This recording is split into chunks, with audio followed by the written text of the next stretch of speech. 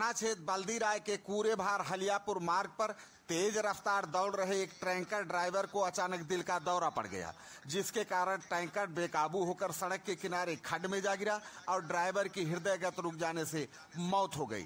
चालक रवि कुमार पांडे रीवा मध्य प्रदेश का बताया जा रहा है, जो मैहर से सीमेंट लेकर हलियापुर जा रहा था।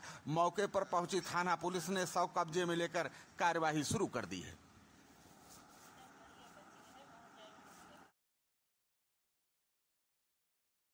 जनपद में आयोजित मुख्यमंत्री आरोग्य मेले में 1567 गरीब मरीजों को मिला चिकित्सा का लाभ। CMO doctor DK. त्रिपाठी ने अवगत कराया कि रविवार को मुख्यमंत्री आरोग्य मेला 45 प्राथमिक स्वास्थ्य केंद्र पर आयोजित किया गया, जिसमें गरीब जनता के हितों का ध्यान रखा गया। जहां 78 चिकित्सक, 366 पैरामेडिकल स्टाफ ने सहयोग दिया। थाना क्षेत्र धनपतगंज के चंदौर बसंतपुर में अज्ञात कारणों से गांव बस्ती और सिवान में लगी आग में कई घरों की गृहस्थी और तकरीबन 30 बीघा गेहूं की खड़ी फसल जलकर राख हो गई। भयानक आग में एक गाय भी झुलस गई, जिसकी मौके पर मौत हो गई। कड़ी मशक्कत के बाद ग्रामीणों के सहयोग से फायर ब्रिगेड आग पर काबू पा सका। जनपद के धनपतगंज में श्रमिक सम्मेलन का शनिवार को आयोजन हुआ। कार्यक्रम को संबोधित करते हुए भाजपा श्रम प्रकोष्ठ के जिला संयोजक डॉक्टर बलराम मिश्रा ने सरकार द्वारा श्रमिकों को दी जा रही सुविधाओं की जानकारी दी। उन्होंने कहा कि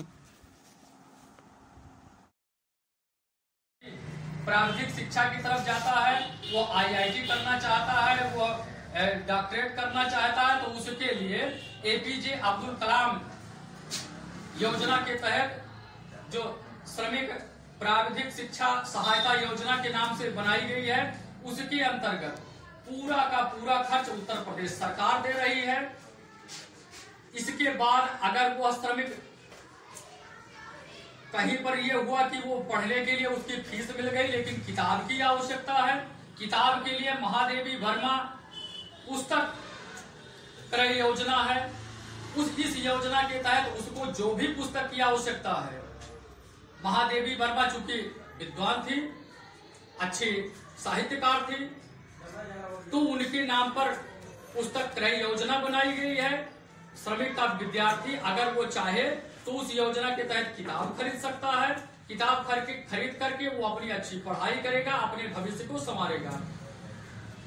अगर कोई विद्यार्थी खेल में रुचि ले रहा है, श्रमिक परिवार का बच्चा है, खेल में वो अपनी प्रतिभा को दिखाना चाहता है, अगर उसको समस्या बन रही है, उसके लिए भी उत्तर प्रदेश सरकार ने, हमारे अच्छे खिलाड़ी थे, हमारे भारतीय जनता पार्टी के नेता बाद में बने हैं, लेकिन हमारे राष्ट्रीय स्तर के खिलाड़ी थे चेतन चौहान जी, उनके नाम से क्रीडा चेतन चौहान क्रीडा प्रोत्साहन योजना बनाई गई है।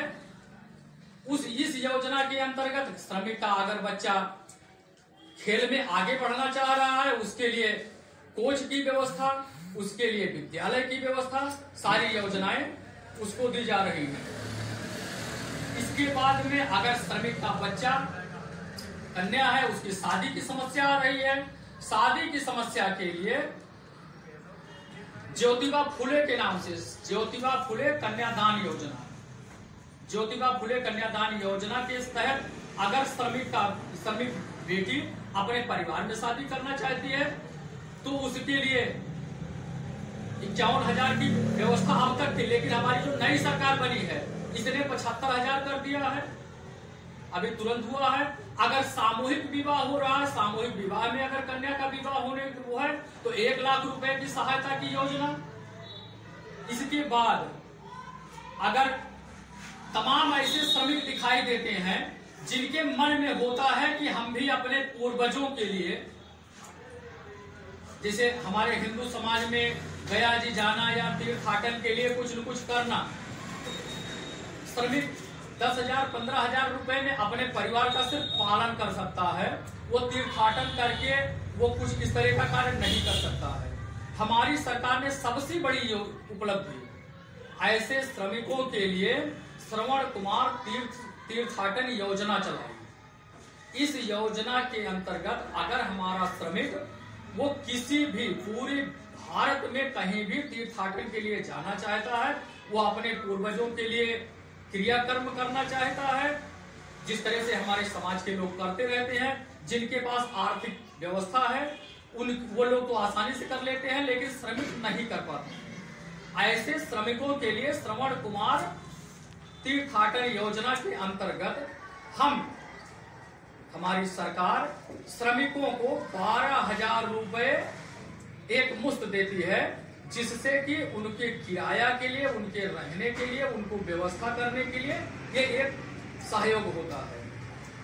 12,000 रुपए का एक मुश्त सहायता मिल जाने पर व्यक्ति आसानी से जाकर के तीर्थाटन कर सकता है, या अपने पूर्वजों के लिए जो भी हमारे गया जगन्नाथ जी आदि के जो भी कार्यक्रम होते हैं उसमें जाकर के लाभ ले सकता है इस योजना के अंतर्गत। खुदा ने खास्ता हमारा श्रमिक अगर कहीं काम में लगा हुआ, कोई दुर्घटना हो गई, दुर्घटना होने पर उत्तर प्रदेश सरकार, भारत सरकार इनको तत्काल 5 लाख रुपए की सहायता करता है। अगर श्रमिक काम करके वो रास्ते में जा रहा है, घटनास्थल नहीं है, रास्ते में जा रहा है, कोई दुर्घटना हो गई, 2 लाख रुपए। अगर दुर्घटना में वह व्यक्ति विकलांग हो गया, चोट लग गई, चोट लगने पर उसको 1 लाख रुपए की सहायता, ये आयुष्मान